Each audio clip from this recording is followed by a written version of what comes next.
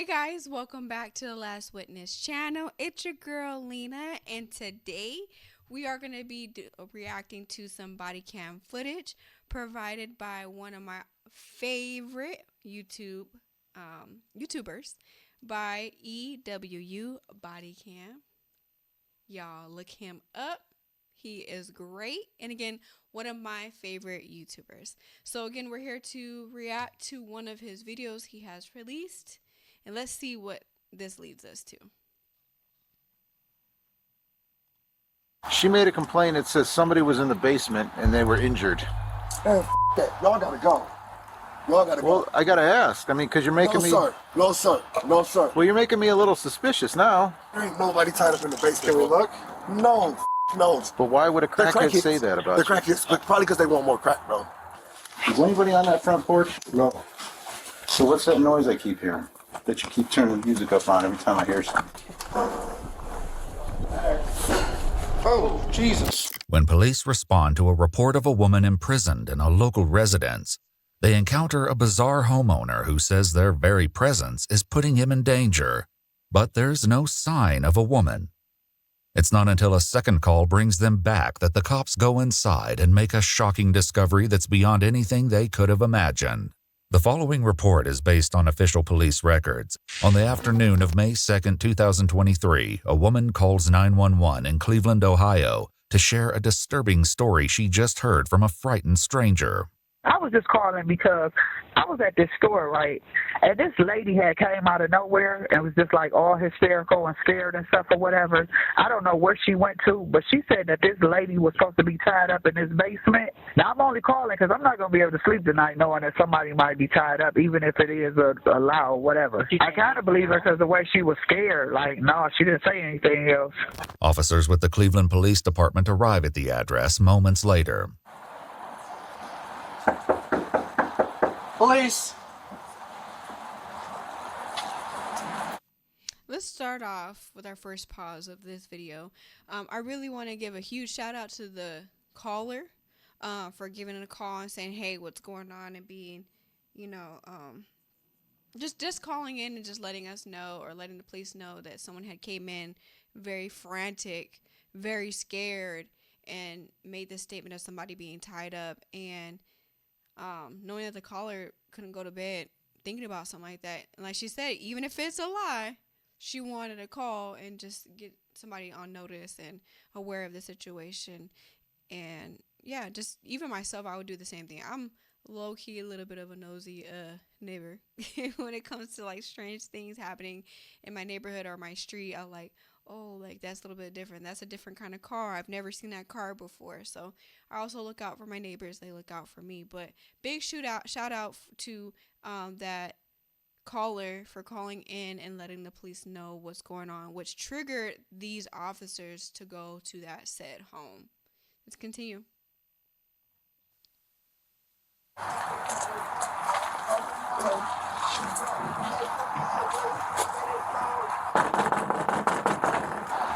There's music coming from the back. Hello?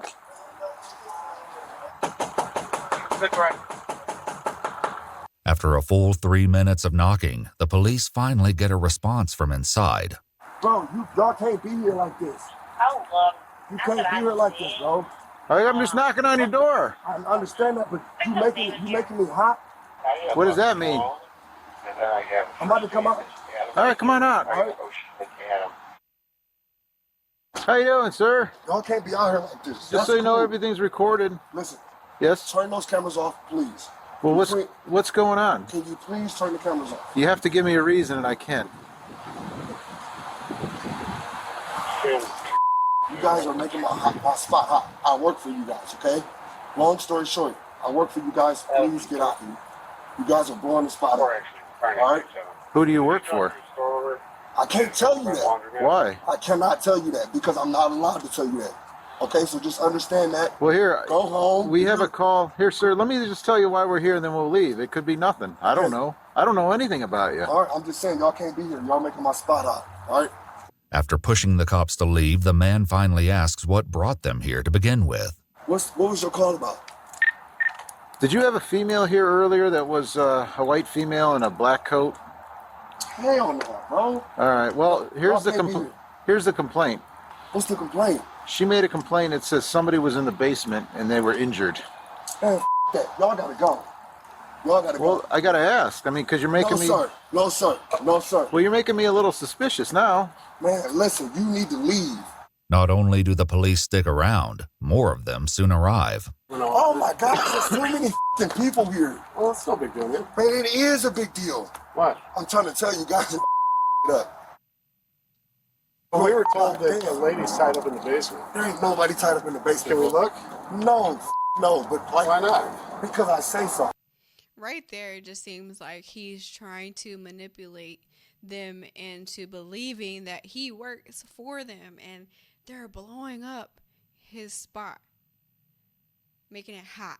And if you don't know that term, it's just like bringing the police here, and everybody's watching around. And if you're like an informant, you don't want to look like you're snitching. And if there's police there, then oh my God, why are the cops there? There's something that he's doing. He's working for them.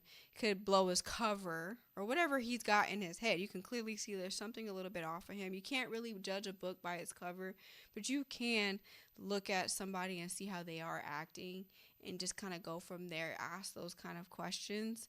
But the cops look very chill. They're not coming at him aggressive. They're just, hey, what's going on? This is the complaint. Just telling them things that are going on as far as the call wise, just trying to get the understanding or the scenario. What's going on? That's it. What's going on? He's trying to deflect. He's trying to manipulate the officers to avoid the actual call and the reason why they are there. Is someone tied up down there? No. What's your name, buddy? I can't tell you that, bro. What do you mean you can't tell me that? I'm trying to tell you I'm a confidential informant. That's all I have to say. You guys are bugging right now. You guys are No, that's not all you have to say. Who told you that? I can't say nothing else. Please. Well, if there's someone tied up in the basement, we got There's a problem. nobody in the basement. Why can't I look? Why do you? Because all that stuff that went on in the past with those three girls, man, we got to take this seriously. What three look into girls? it. What three girls? Gina, I don't know them. all Man, that stuff. You know what I'm saying? Listen, No. If we don't take this seriously, and there's something going on. And if you guys don't know about what this police officer just said, it was about a case, I believe, about a good 10 years ago. I could be wrong about how long it happened, but it was a man who kidnapped 3 women at a very young age and kept them in there for like 10, 15 years. Also had children with one of them, I believe. And then one of the girls ended up getting out by getting help from somebody that was walking past by, and they got out and they became free. But they were kidnapped in that home, and the home looked normal. It looked normal, nothing like eyesore or anything like that to make the home look suspicious or anything. So that, if you don't know what that officer was referring to, highly recommend you look up that case. It was just one of those feel-good stories, just knowing that those 3 young ladies were found and alive. So that's why they say, hey, we got to take this serious. We got to make sure that everybody's okay, even if it is a lie. Hey, it is what it is, and we'll be done. I'm about to give you my social security number. Oh, yeah. Here you go. Stop. Please don't It's do all that. right. We're not going in without you. Yeah, you can't do that. Tell him please not to do that. While the man appears to believe that his status as a confidential informant puts him above suspicion, the police don't share that view. Detective Smith, please, go. Which Please. Smith? Detective Smith. The one in... 2nd District. Okay, that's how you know I'm not... Okay, well, I guarantee... His phone number's right here. No, listen, we'll call him. Listen, we'll call him. Don't call him. Don't. Well, why Don't wouldn't I call him call here. him? Don't Listen, call him here. will you stop talking for a I moment? can't, bro. My life is on the line. Who's on the line? All you had to do was talk to us. You're the one who came outside. Y'all don't know what's going on, baby boy. That's all I'm saying. Listen, I got once drug again- dealers and everything that drive past here, and I got 5 cars out here. All right. Y'all about to get me killed out this. Well, why are you acting this way? You understand why I'm acting this way, dude? Bro, And if we have to call Detective Smith and say, hey, do you think this guy would have a girl tied up in his basement? he's gonna say no. Is he? 100%, bro. I just He's left. willing to risk his career for all that? You think I'm Oh my gosh, you're gonna take a crackhead's word over Detective Smith's word, right? I haven't spoken to Detective Smith. Well, you're gonna talk to him. He's gonna let you know what's going on. I was down there for an hour with him yesterday. Okay. I just left my probation officer. But why would somebody say that? Crackheads. But why would a They're crackhead say that about They're you? crackheads, but probably because they want more crack, bro. Do you have crack? No, I'm not gonna. Why would I say that? Why would you ask me that on camera? I don't Why know. would you do that to me? I know I don't have no crack. It's my job. Well, why would the crackhead be here then? This man is wild. And the most confidential informants don't come screaming out the back door, I'm a confidential informant, do they? Despite the suspicious circumstances, the police sergeant lets the man, Dalontay Edmond-Geiger, go back inside his home while the other cops contemplate what they've heard. Have you ever, actually dealt with a confidential informant? Yeah. And every time they're up to no good and they're confident, that's what they do. That's how they act? Yeah, that's how they act. So, I don't know what's up. My only fear is there's somebody really in the basement. I actually think he's freaking out like that because he's... Up to no good. Yeah. He's gonna let us in. He's real sketchy. He said need another guy, but you're coming to him and tell him you're on probation. It's a training thing. And then these guys will wait by the back door in case you scream for help. Like girls. Ah! Right.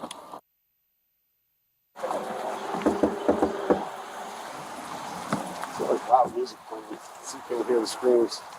If it's a joke, it's one that will become much less funny before this day is through. Hey, do you mind if the record goes? No, dude. There's too much going on. No. Just No. All right, stand outside. Leave this crack though in case we scream. Nobody about to do nothing to y'all, dude. You can't have guns on No, you can't. No, Seriously, No, this is crack. Just in case we scream for No, bro. They're not coming in. Oh, You have my word. Unless you start screaming. With that, the police go into the residence, and as the sergeant checks the basement, his backup waits upstairs with Dalontay. I got PTSD. All right. I've been stabbed 7 times, shot twice. Well, have we done any of that? No. It's just I'm trying to change my life and work with the police, and I just don't do that every day. You feel me?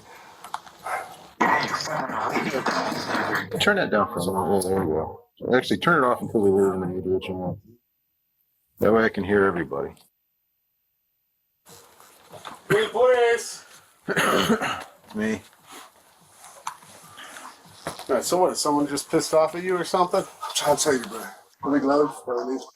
Never come back here again. Okay? All right. You want to lie back? What happened in your hand? Oh, listen. I got scratched. Like what? Yeah. I'm about to walk to the store. I'm right behind you guys.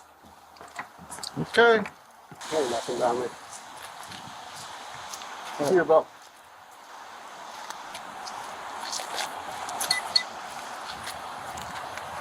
No cost. Okay. Let's go. You might want to keep an eye on this house. I know. As it turns out, the cops will be back sooner than they may have thought. That evening, a woman tips them off that Dalontay showed her pictures of a woman being tortured and zip-tied to a chair, warning that he would soon do the same to her. The police go back to the house at midnight, and once again, it's not easy to get someone to the door. That man just loves snitching on himself. He likes to say something. It's like he just can't he can't hold water in his mouth. And like I said, another person who came forward and said, yo, he's showed me this because he could potentially do it to me too.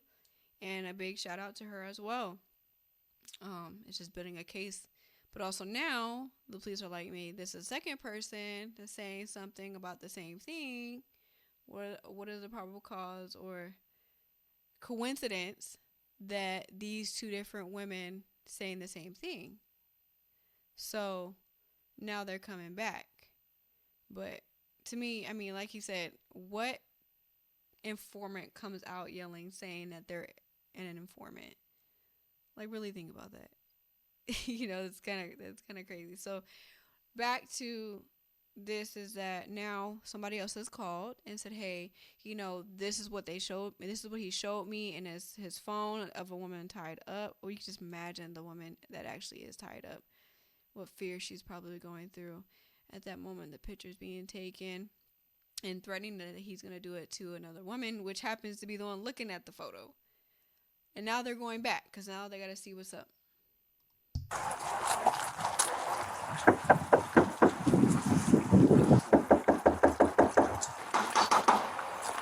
Hey, Sergeant Everton, good place. Yes. All right, so I appreciate this. There's a lot of you for this. Yeah. You know my nerves. This shit. What's up, bro? How y'all doing? Same people? Mm-hmm. I'm in the overtime now. I need y'all to come through the back door, okay? Yeah, you do. Is that cool? Yeah. You sure? Yeah. That's sure. Sorry for not letting you in earlier, bro. Sorry for my attitude, okay? It's all good. Give me 5 seconds.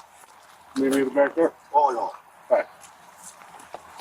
The police head around the house to meet with Dalontay, but as one officer stays behind, he hears some loud movements coming from within.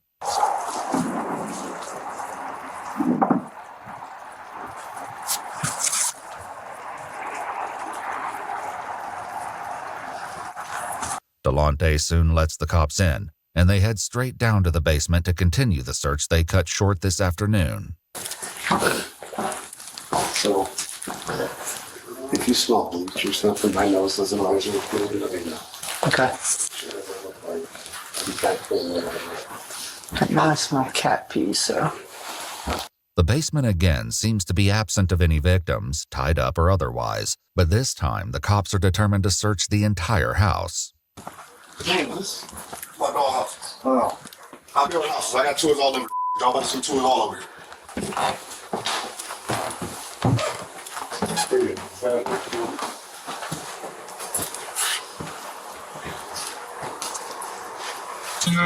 Close.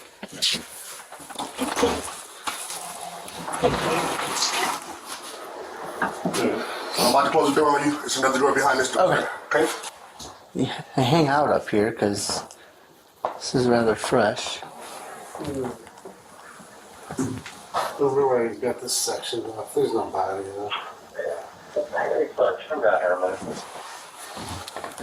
There's some blood right here.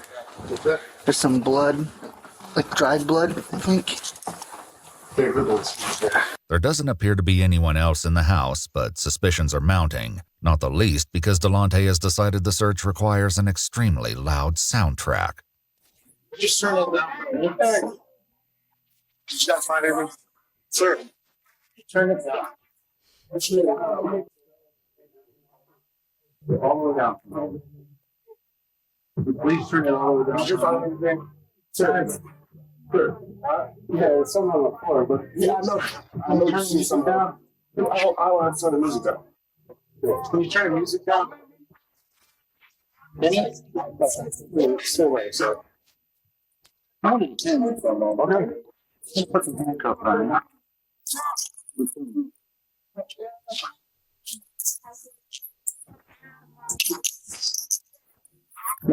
When you see police officers slowly coming in on you, especially the back of you while the other police officer and the officers are in front of you talking, but you just gonna get arrested or detained. In this case, we're gonna start off with being detained. You can see the other police officer creeping up behind him, just making sure the other police officers keep his attention on them. But he's still acting strange. You just making it more obvious. You're turning the music up. They were about to head out. But sometimes people are their worst enemies. Turn the music off. With the newfound silence, the police turn to Dalontay, determined to finally get to the bottom of this runaround. But even on a day filled with rumors, strange claims, and unsettling tips, none of them are prepared for what comes next. Is anybody on that front porch? No. So what's that noise I keep hearing? That you keep turning the music up on every time I hear something. Is anybody on there? I heard him dragging something out when we went from the front to the back, too, just so you know. Is anybody in that front end? Because I heard voices or movement or noise. Yeah. Who's out there?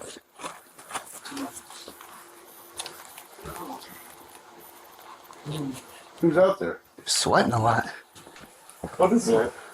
Can you hear it? Oh, please. Who's out there? Where are you at? She's under. There's a thing under. Remember I shined my flashlight when you guys went back there? All right. Police. See what you get.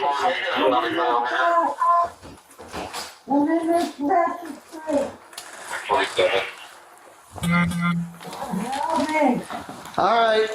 Yeah, I heard him sliding something under there when he went from the front to the back. Where are you at? Where you at, man?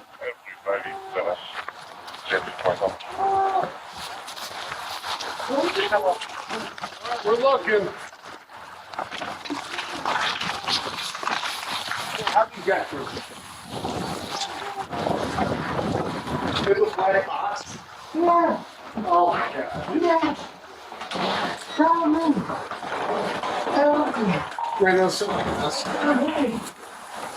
I'm paralyzed. I'm paralyzed. all right. Okay? How old are you? 60. 6-year-old female. Oh my God. Yes. Are you injured besides that? I'm You're paralyzed. paralyzed. I'm paralyzed. What's your name? Cheryl Cyrus.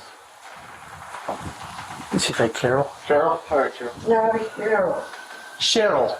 Yeah. How my legs out? How All my right, we got legs the Oh my God, do you guys see that? The lady is in the box. Oh my God. You see her just right there. Y'all see that? And they done walk past her and everything, and that's the reason why he say, I need you guys to go through the back. Is that okay? And they're like, yeah, because they wanted them to avoid walking past her, and she's just calm, even with asking, help me, and she fit in this tiny box. Oh, it's scary. okay? How old are you? 60. 6-year-old female. Oh my God. Yes. Are you injured besides that? I'm You're paralyzed. paralyzed. I'm paralyzed. What's your name? Cheryl Cyrus. Is she like Carol? Carol? All right, Carol. No, Cheryl. Cheryl. Yeah. How my legs out? How All right, we my got legs the EMS coming. I don't want to move you because I don't want to hurt you more. Can you breathe? I can now. Okay. I want to get out of pain. The police escort Dalontay out of the house as they try to make sense of the bizarre discovery they've made on his front porch. Cheryl, do you know, is there anyone else here with you? I don't know. Okay. Cheryl, how long you been there, honey? Lucy, how long? I don't know. They're hurt. You hurt? All right, we want to get you out of there, but I'm afraid to move you. I'm going to let EMS do all that, okay? They're the best. What did he do to you? He did what? Hey, Scott, you want fire to come at least get her upright? They can put her on her backboard? I know, we get fire here, they can only hear. No, but we got no ETA on EMS. There's no dispatch. Huh? Did he stab you? Yeah. Where did he stab you, think? His arm? Yeah. Did he sexually assault you at all? Okay. Do you know how long you've been here? No. Is it just one day? Yeah. Okay. But even with Cheryl Cyrus somewhat responsive to their questions, there's nothing that can fully explain what's going on. What's the story here? Dude, there's a lot. I don't even know where to begin. This might not be the only victim. But we just searched the house and we didn't find anything else. As rescue personnel get Cheryl free of the box and transported to the hospital, police conduct another search of the home. She was supposed to be wearing a pink hoodie with pants. So she had, no, she was completely nude. Oh, Jesus. Cat. Cat scared the hell out of me. closed. And the attic's done. There was a pink hoodie. That was it. Pink hoodie. Did she say it was this room or? She just said that like he was transporting her from like the basement up here, and like that there was going to be an AK-47 in here, drugs. Yeah. We might have to pull it apart and find a serial number. There's no sign of any other victims in the house, but the one they did find will give detectives more than enough to discuss with Dalontay when they visit him in jail the following night. Obviously, we know some bad things did go down yesterday. Do want to give you a chance to go over it. I'm a confidential informant for Detective Larry Smith out of the 2nd District. Okay. Okay. How long have you been doing that for? About a week and a half now. Okay. About a week and a half. And I was going for this. Like, I wasn't going to kill her, though. I wasn't going to. I've been feeding her, and you know what I'm saying. But I just can't have her out on this. Because I'm working with Detective Smith, trying to get him 10 guns, 5 AKs, 4 Glocks, 3. That's supposed to be going into the valley. Like The way he's actually explaining this story, it's like he believes his own BS.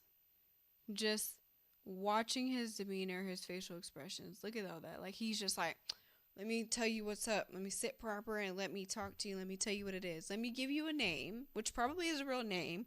Let me tell you a district, which is probably a real district. Therefore, the more that it sounds real, the more it sounds believable. I think he believes his own BS. Crazy. Next week, you know what I'm saying? I'm trying to get him Big Red, who moves 6 ounces a day on coke crack. And I'm trying to get him Ghost, who descriptions of ounces a day, but like I found out that this is that, and you know what I'm saying? If I was, you found out that what? That the lady that what I was taking care of in my house is a rat, and if she would get back out on the street, I'll be exposed. Dalontay, who calls Cheryl Cece, claims she's an addict, one among many who frequent his house. Well, she's always at my house smoking dope. Okay. Sometimes I take care of everybody on the streets, all the fiends. That's where they live at. Okay. You know what I'm saying? Long story short, that's ground zero for the crackheads. According to Dalontay, the entire situation began on April 27th, 5 days before police showed up at his house, wanting to search the basement. In an incident partially corroborated by police records, the car Dalontay was driving was pulled over by vice cops. He says Cheryl was in the car as well. I left my house, and before I got 4 tires on the street, the police is hitting the block. I don't know what the going on. I'm swerving around up on the sidewalk trying to get around because I don't know what's going on. Guns in my face, get out the car, get out. What are you guys doing? Turn the car off, empty out your pockets. I ain't got nothing, bro. Y'all tripping like y'all just up. Like, what's going on? I had to stay up. Oh yeah, you better, we can get you for this. And since that dope is right here, we're gonna get you for that, man. Listen, bro, I cannot go back to prison, bro. What do you need me to do? Dalontay says that was when one of the detectives took his phone, programmed his number into it, and told him, "You're working for me now." But it was how the police treated Cheryl, the woman they would later find in a box on his front porch, that really got his attention. Detective told her, thank you, bye. Okay. Detective Smith said, thank you, bye. Keep on walking. Okay. Listen to the detectives as we all got out the car. The detectives like, yeah, you can go, thank you. Okay. Okay. You ain't even get searched. It's crap about $200 worth of dope in the car and scale, and you didn't even get searched. He concluded that Cheryl had set up the traffic stop and would now know that he'd been turned into a confidential informant for the police. The next time Cheryl came over to his house, he decided he couldn't let her leave. And I feel like my life is in danger, bro. People have tried to kill me 3 times already. You feel me? I done been shot in my I don't need my underarm, blood, all type of weird. It's crazy. If I felt like I was gonna die, if I didn't hold her for like 2 days and tell her, like, let her know what was going on. I beat her up, I fed her, showered her, all type of weird made sure she ate. But I just could not let her go back on the streets and tell everybody that I was working for y'all. Like, everything that went through, like the time where you and Cece were together, like what happened during those days? I just punched on her, slapped on her, till her punched on her, slapped on her, punched on her, slapped on her. Okay. punched on her, slapped on her, moved her from the basement to another room, fed her, showered her, gave her some water, put a blanket over her. I'm just telling you the truth, right? No, that's fine. What else? No. Okay. Is that what you about to ask me? No, I thought you about to ask me. no, like, were you giving her drugs and stuff like that? Why would I give her my drugs? Why the would I do that? I didn't know. Yeah, hell no. Yeah. No. All right. So at any point was she asking to leave, different things like that? She has nowhere to go. Okay. She has nowhere to go. All she was just asking was why. Stop, I won't do it again. I'll never tell, Blast, please. I'll never tell. I know I deserve this, but I'll never tell. Like, that's a code in the streets. While Dalontay speaks to detectives, Cheryl lies in the intensive care unit on a ventilator in what the hospital classifies as declining critical condition. In addition to being on dialysis, she's suffering from swelling to the head and brain, broken ribs, a collapsed lung, and multiple spinal fractures. But according to Dalontay, it could be worse. Go kill it. That would have been dead. That's crazy. You done all of this to this woman. These are her injuries. And then saying he could have did worse or it could have been worse.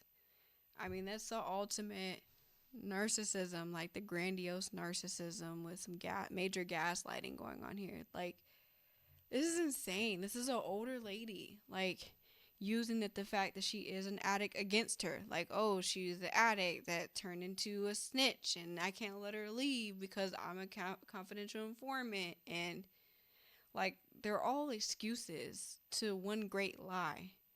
And that's what he's trying to make the scenario look like so everyone would follow his direction. Imagine if no one took those reports serious or even listened to him and not really push forward.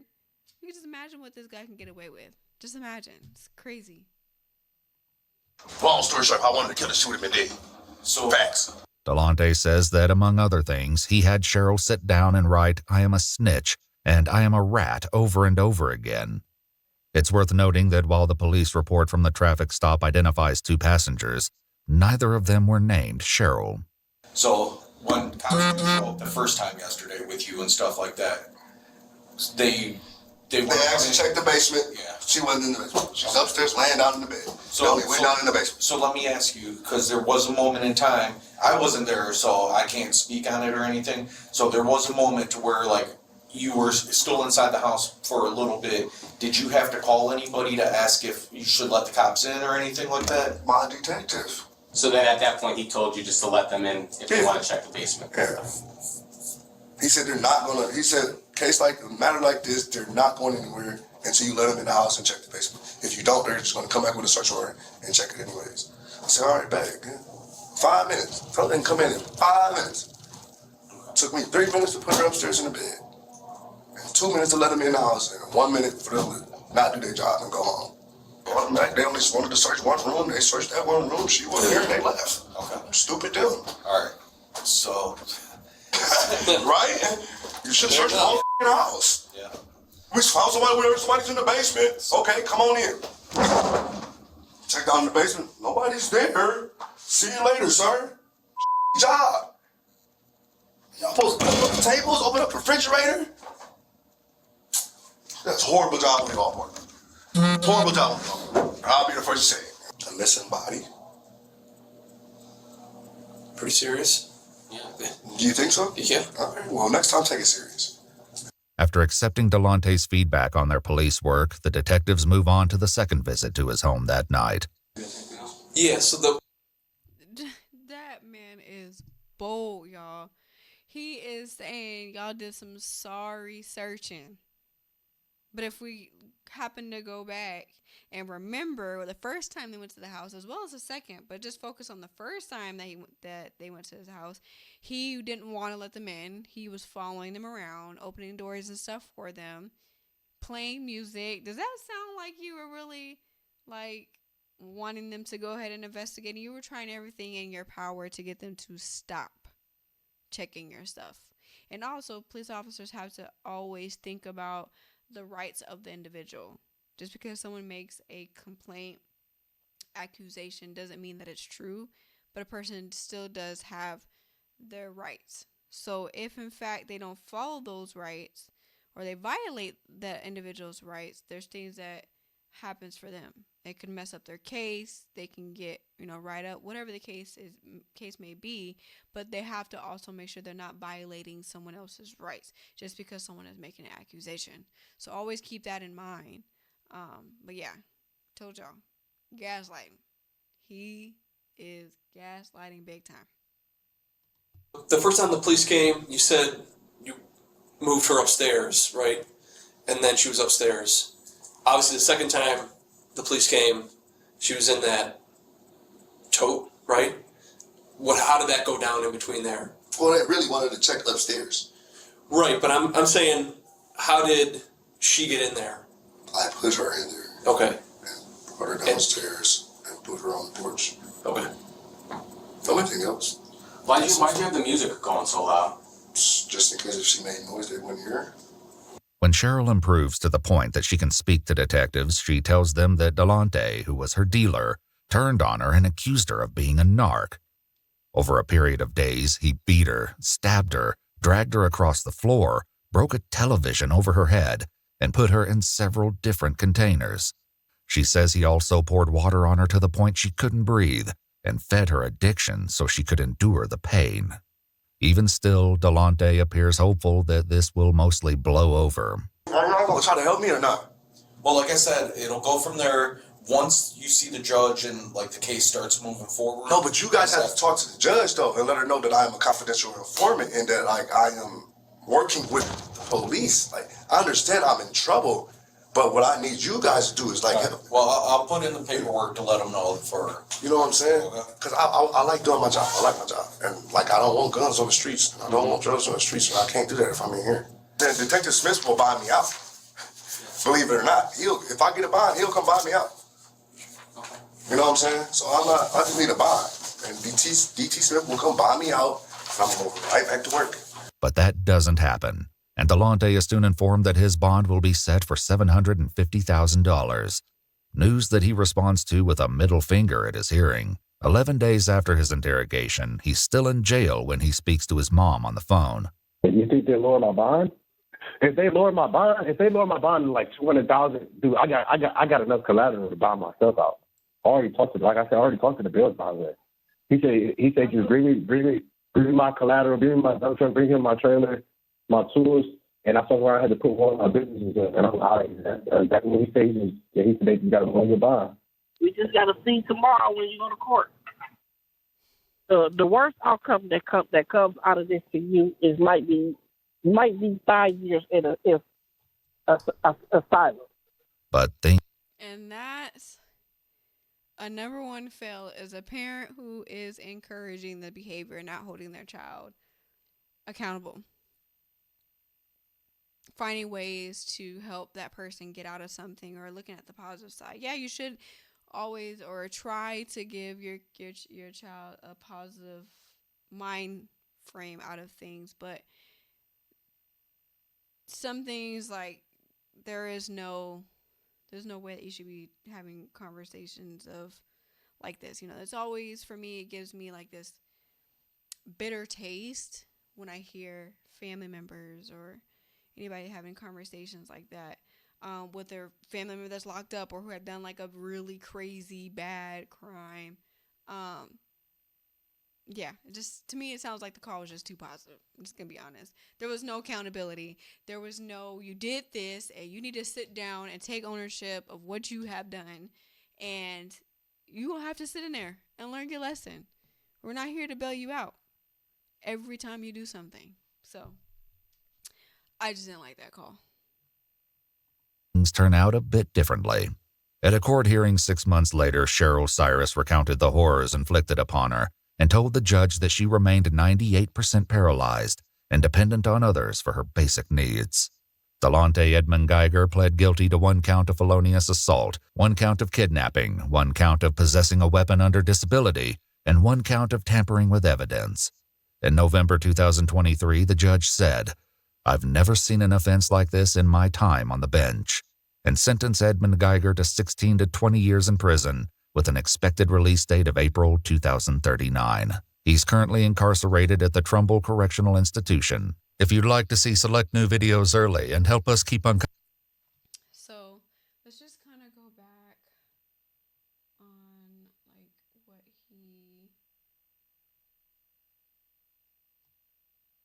his assault, felonious assault.